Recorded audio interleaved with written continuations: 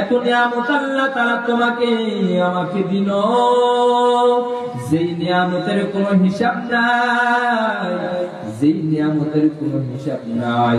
এই জন্যই তো আল্লাহ কোরআনের ভিতরে বলেন, ইন তাউদ্দু নি'মাতাল্লাহ,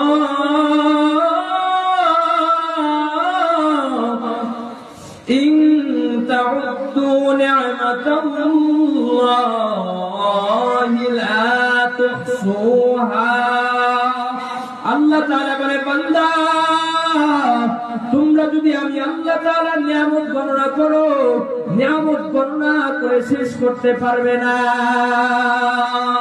পারবে না? না মুসলমান, না না, আল্লাহ তাআলার নিয়ামত গণনা করে শেষ করতে পারবো না রে মুসলমান। এত নিয়ামত আল্লাহ তাআলা দান করেছেন।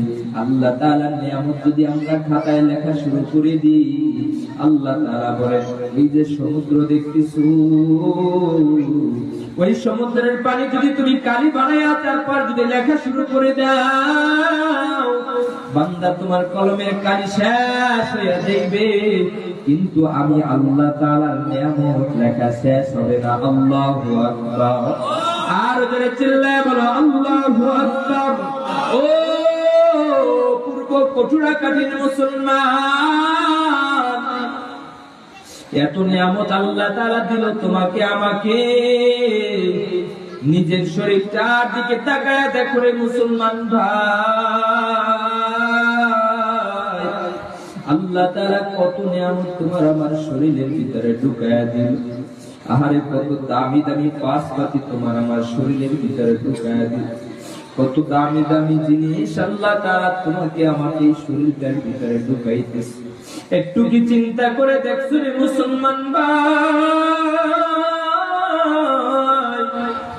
প্রতিদিন কত অক্সিজেন গ্রহণ করতেছি রে মুসলমান।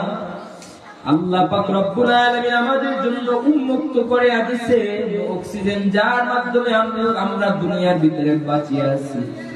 আল্লাহ তাআলা যদি 2-3টা মিনিটের জন্য অক্সিজেন বন্ধ করিয়া দেয়, দুনিয়ার ভিতরে কোনো মানুষ বাঁচিয়া থাকবে না। ঠিক না বেঠি? থাকবে না? না মুসলমান, না না, কোন মানুষ দুনিয়ার ভিতরে বাঁচিয়া থাকবে না, সব মৃত্যুবরণ করবে। আল্লাহ পাক রব্বুল আলামিনের অক্সিজেন আমরা গ্রহণ করতেছি। আল্লাহ পাক রব্বুল আলামিন এত নিয়ামত গ্রহণ করতেছি রে মুসলমান। আপনার আমার ভিতরে আল্লাহ তাআলা 2টা কিডনি নামক নিয়ামত দিয়েছেন আল্লাহ তাআলা, যেই 2টা কিডনির মাধ্যমে দুনিয়ার ভিতরে বাঁচিয়ে আছি রে মুসলমান ভাই। কত মানুষ ওই শেরে বাংলা মেডিকেলে যায়, কত মানুষ ওই মেডিকেলের বিছানায় শুয়ে শুয়ে কাতরাইতেছে, মালিকের কাছে বলতেছে, আল্লাহ জীবনটা ভিক্ষা দাও, জীবনটা ভিক্ষা দাও। কিডনি রোগে কত মানুষ ওই মেডিকেলের বেডের ভিতরে শুয়ে আছে, 2টা কিডনি, 2টা কিডনি নষ্ট হয়ে গেছে। এত টাকা, এত পয়সা